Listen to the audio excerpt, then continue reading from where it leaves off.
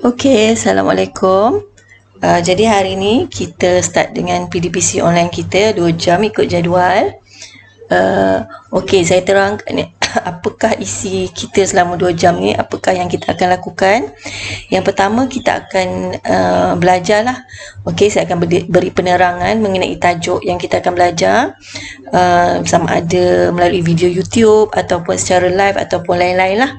Sama ada saya bagi nota ke. Okey, yang kedua, lepas penerangan kita akan buat latihan dan kemudian kita akan bincang jawapan. Okey, kemudian setelah bincang jawapan dah dapat jawapan masing-masing betul ke salah ke, kita akan buat nota sendiri. Nota tu berdasarkan penerangan saya tadi dan juga buat pembetulan. Okey, itu yang kita akan cover selama 2 jam. So hari ni untuk kelas AdMed, tajuk kita cert ya. Tajuk cert kita sambung. Indeks dah habis hari tu, so kita masuk kepada cert. Okey, apa dia cert?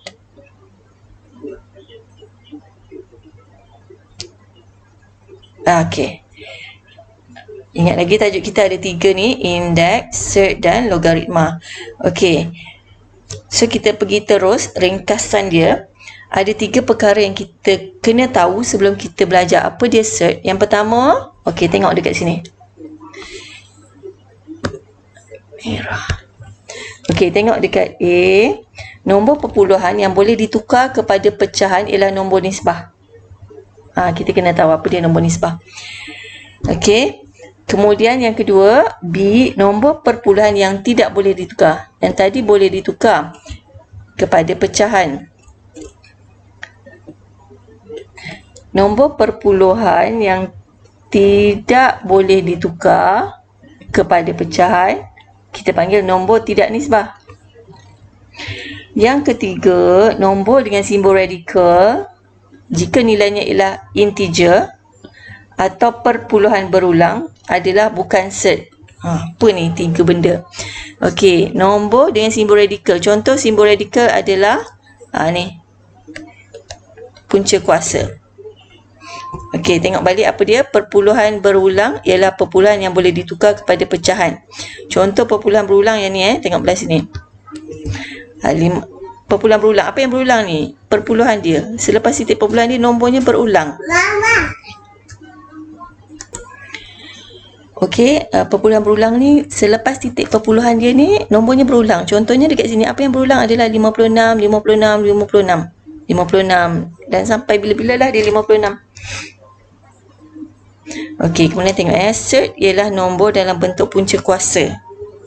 Iaitu punca kuasa A dengan A ialah sebarang integer positif. Cert mempunyai bilangan perpuluhan yang tidak terhingga dan tidak berulang. Dia tak berulang. Titik perpuluhan dia tu, nombor dia tu semua nombor yang berbeza-beza. Okey, jadi kita sebut dia macam mana? Punca kuasa N bagi A disebut sebagai cert A peringkat N. Contohnya, punca kuasa 3 bagi 4 disebut sebagai cert 4 peringkat 3. Ingat ni ada sebutan dia. So kita dah belajar 3 perkara. Yang pertama, 3 jenis nombor. Yang kedua, sebutan cert.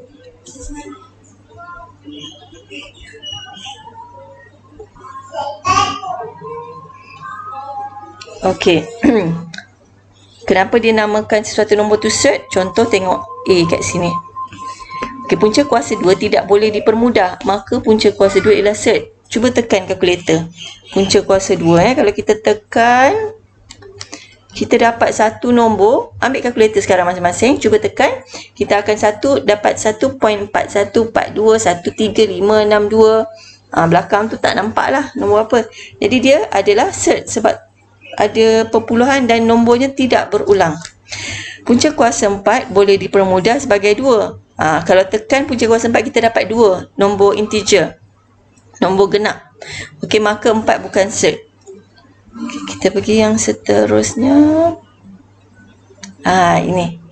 Ini pengiraan dia. Ini masih lagi perpuluhan berulang iaitu bukan cert Kita nak tahu. tukarkan perpuluhan berulang kepada pecahan. Ingat, perpuluhan berulang boleh ditukar kepada pecahan. Manakala set tidak boleh ditukar kepada pecahan. Okey, contoh yang pertama A. Tengok balik A ni. Okey. So, cara dia kita nak tukar kepada pecahan. Tukar kepada pecahan. Macam mana cara dia? Soalan ni, nombor perpuluhan ni kita labelkan dia sebagai N. Okey, N adalah persamaan 1. Ni titik-titik-titik ni sebab perpuluhan dia tak berhenti di situ. Dia ada lagi, panjang lagi. Okey, kemudian dekat sini kita darab dengan 100. Kenapa? Cuba tengok perpuluhan ni, nombor dia. Berapa digitkah nombor yang berulang? 67 kan. Jadi 67 yang berulang. 2 digit. 2 digit ni kita tukar kepada 100. 2 sifar. Jadi kita darab dengan 100. Okey, persamaan 1 ni kita darab dengan 100. Darab dengan 100 dapat 100N. 0.6767 pun darab 100, kita dapat 67.6767 ... Ini kita label sebagai persamaan 2. Okey. Jadi langkah seterusnya, persamaan 2 tolak persamaan 1. Okey, persamaan 2 tolak persamaan 1. 100N sama dengan 67.6767 ... tolak N sama dengan sifar 0.6767 ... buat persamaan macam biasa. 100N tolak 1N dapat 99N. 67 tolak perpuluhan 67.6767 yang kita dapat adalah 67. Perpuluhan ni dah hilang lah, semua dah ditolak. Okey, so ni jawapan dia. Okey, sekarang kita pindahkan nombor 99 pergi ke kanan.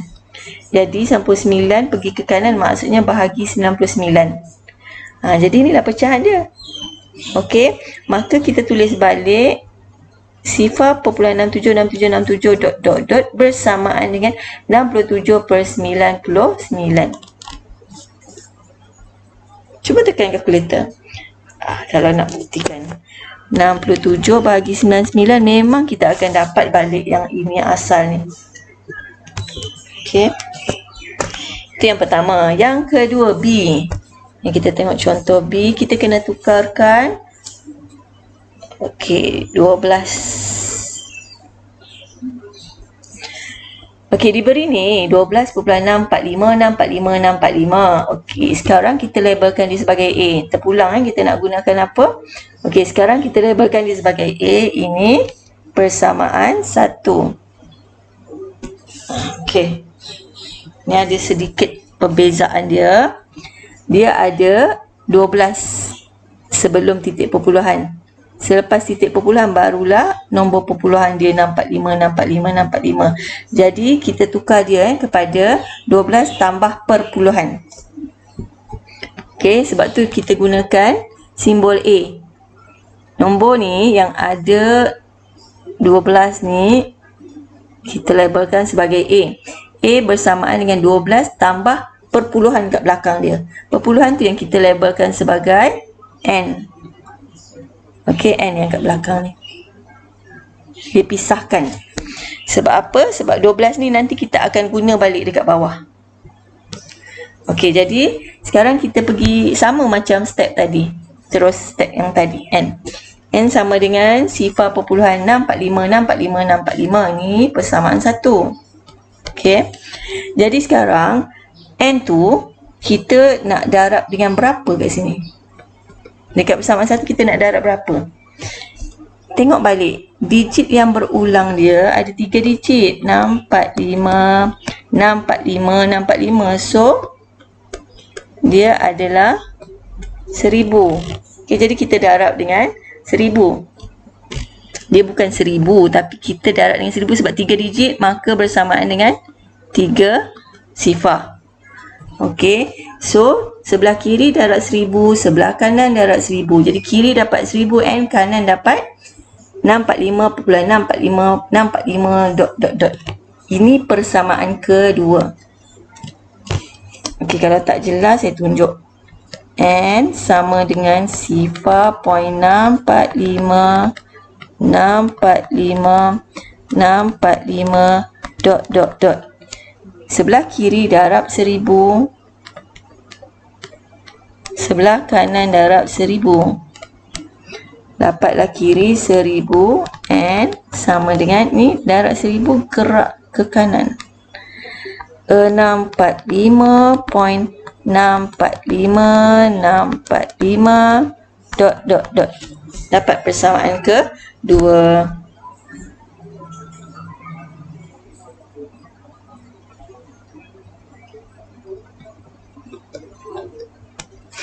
Okey, persamaan kedua tolak persamaan satu. Langkah seterusnya. Okey, persamaan 2 tolak 1. 1000 and sama dengan 645.645.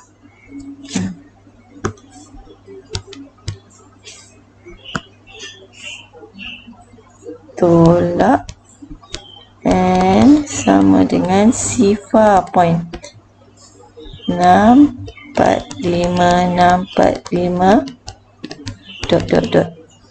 Okey, 1000 tolak 1n 999 n sama dengan 645. So inilah kita dapat kat sini. Pindahkan 999 pergi sebelah kanan. Okey, maksudnya kita dapat bahagi 999. Jadi, kenapa daripada sini dia dapat macam ni? Tekan kalkulator saja.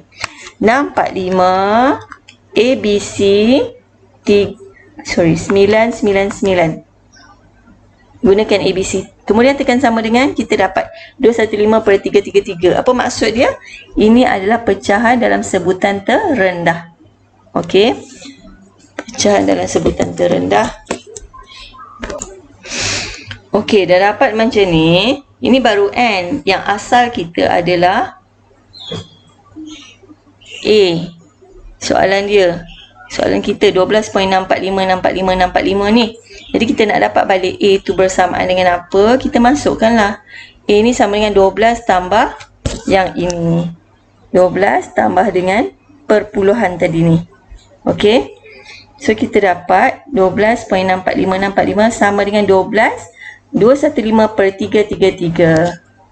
Macam tu je. Okey, nombor bulat sebelum perpuluhan tu kita tambahkan. Okey, so dapatlah jawapan dia.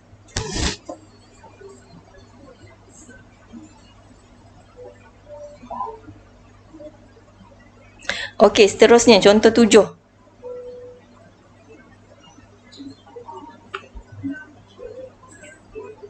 Contoh 7. Tentukan sama ada yang berikut adalah cert atau bukan, berikan alasan anda. Okey.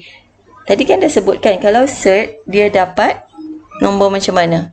Nombor bulat. Kalau cert dia akan dapat nombor perpuluhan yang tidak berulang. Okey, jadi yang ni tekan kalkulator kita akan dapat 5. Tekan kalkulator memang dapat 5. So dia bukan cert. Kerana dia adalah integer. Okey, B, punca kuasa 5. Tekan kalkulator, kita dapat ni, nampak nombor perpuluhan ni. Berulang ke tidak? Tidak berulang. Jadi dia ialah cert. Okey, dan C. Ini. Tekan kalkulator. Dapat pecahan. Perpuluhan berulang ke tidak? Perpuluhan ini tidak berulang. Jadi ia adalah cert. Senang je. So hari ni 2 je lah contoh soalan. Okey, jadi 3 perkara yang kita belajar hari ni. Saya ulang balik. Yang pertama jenis-jenis nombor ni, nombor 1. Yang kedua cara nak sebut dia. Set 4, peringkat 3 cara sebutannya. Dan yang ketiga, tukar perpuluhan berulang kepada pecahan. Ini yang ketiga. Yang keempat, adakah ia set atau bukan? Itu saja. Okey, jadi kita akan teruskan dengan soalan latihan.